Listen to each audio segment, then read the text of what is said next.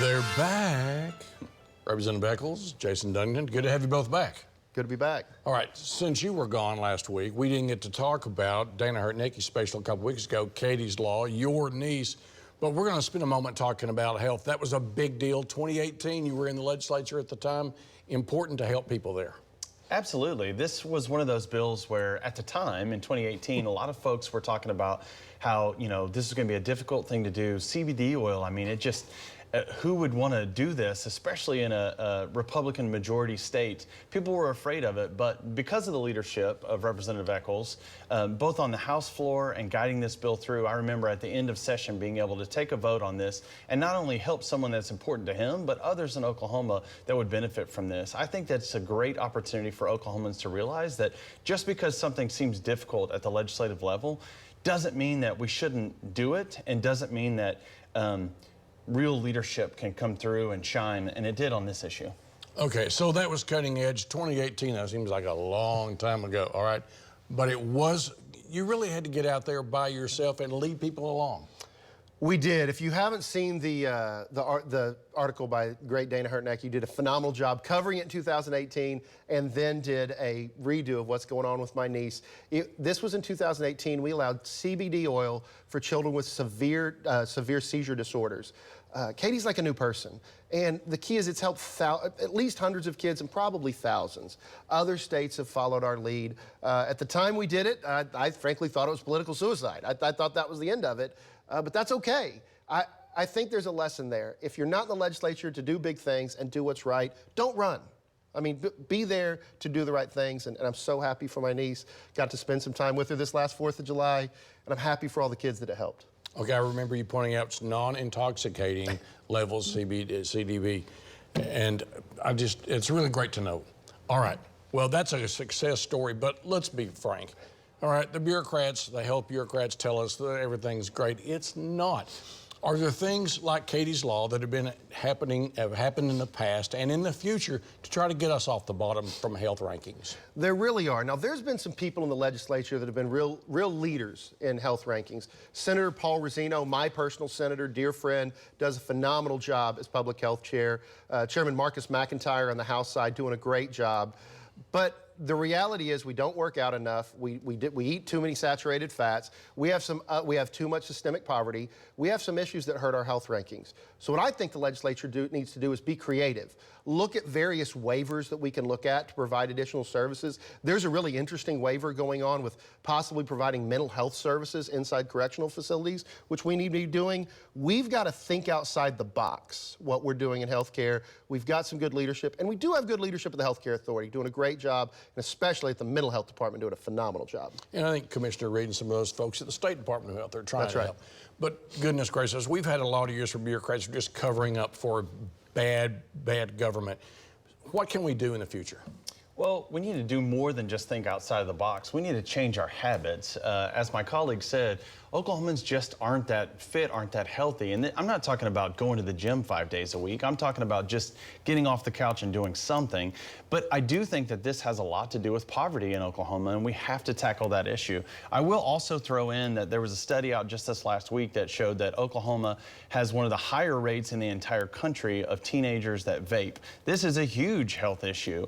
This is something that I think TSET should do a better job using the funds that are Oklahoma's money in order to help solve the systemic problem, because vaping is a huge problem in Oklahoma. Yeah, when it comes to smoking, we're losing. It's just really, really bad.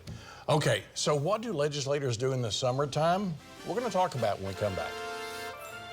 And we'll talk. So it's July and August, and actually there are things that government goes on, okay, unless it's the federal government shutting down. We hadn't had one of those in a while.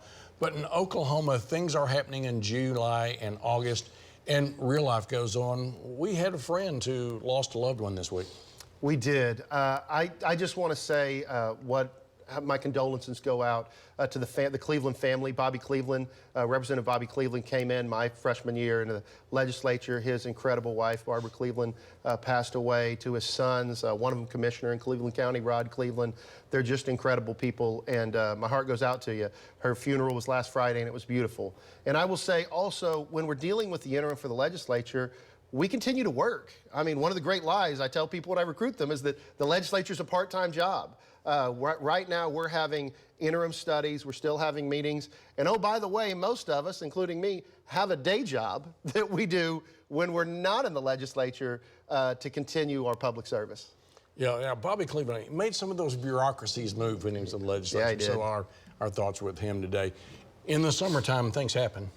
Oh, absolutely, things happen. And as my colleague said, I think the misnomer is that it's a full-time legislature. Look, most of the folks that are in the legislature, especially those that were in our age group, they have full-time jobs that they have to go to. Most of them are working those during legislative session. There are interim studies that are taking place right now. What is an interim study? It's generally a policy study on something that a representative or a state senator is trying to build legislative policy around for the upcoming session.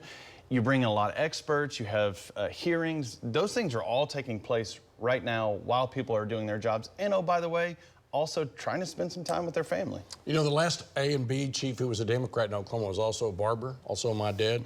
Right. And it's always easy to find your legislator when they're your barber, right? Okay, July and August, we were talking a little bit about the interims, but work goes on. Yeah, absolutely, work goes on. And also laws are starting to come into effect July 1st. Anything that was passed with an emergency on it went into effect on July 1st. And two things that I'd point out are maternity pay for teachers has gone into effect now. That brought forward by Senator Adam Pugh. And teacher pay raises have gone into effect now. And why do those two things matter for Oklahomans? We're about to have a record shortage of teachers that are going to begin the 23-24 school year. And we need teachers to know not only are they respected, but we're thinking about them and thinking about those young people that we want to go into the profession. I think having paid maternity leave and teacher pay raise is going to be a huge thing to help recruit more teachers in this massive shortage. What are your thoughts about what happens in July and August? Well, the real work, right, frankly, happens before you get into session. And I'm going to piggyback on the teacher maternity benefits, which I'm so excited we did. That came on because Senator Adam Pugh, Senator Pemberton, Representative Rhonda Baker, Representative Mark McBride, they spend their summers working. You're talking about some education champions that I'm proud to serve with in the House and the Senate. But those things don't just happen the 4 months during session. I was an old high school football coach. By the time you got to game day, that game, for the most part, was decided by what you did the week before in practice.